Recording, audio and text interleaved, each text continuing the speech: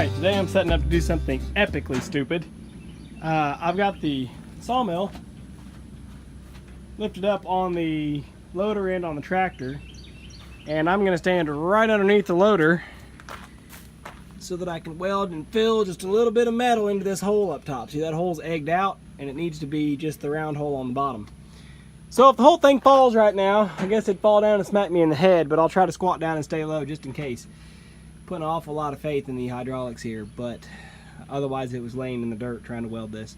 So hopefully I can just get her welded up real quick. Oh, and then the other thing is, of course, I don't have a welding mask because it's over at my in-laws' place, because I thought, oh, if I ever do any serious welding, I'll be over here with the big welder. But here I am at home with my little welder. But I should be able to just slap it together real quick, and it's not going to make me go blind overnight. So I'll throw some metal in there and then polish it out, and then we'll have to drill it back out or ream it out so that it's a smooth bore. Let's see how I can make her look. Woo! No, I didn't show you guys step by step, but it mostly was just a bunch of short welder flashes.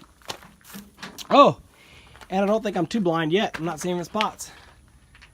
Well, there's the finished product.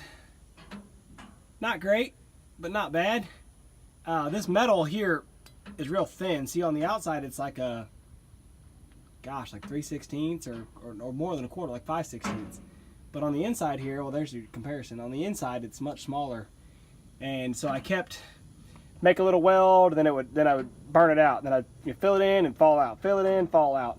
So I kind of got to where I felt like I was losing ground, which probably tells me that it's not going to be a very good hold.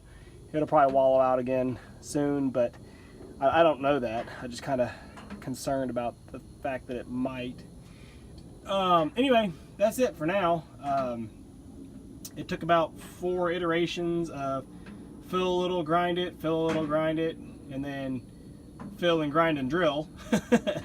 But I came through from the outside with the drill to basically best I could do for kind of line boring, which is not line boring at all, but best I could do to kind of hold it square, and then drilled it out. But I guess if I grab a bolt here, let's see how it fits. Here's my fancy little axle, and that just pokes. Oh, no, might drill a little bigger. Uh-oh, that's interesting. Well, it fits through from the outside. So maybe I'll just run it through from the outside and put the nut on the inside. Why not? Good enough for government work. So since I've got the sawmill up here on the forks, I'm going to go ahead and put my 4 rollers back on, or 3 rollers. Got one on there that I put on the other day. So get the other 3 put on and get it go set back on the tracks.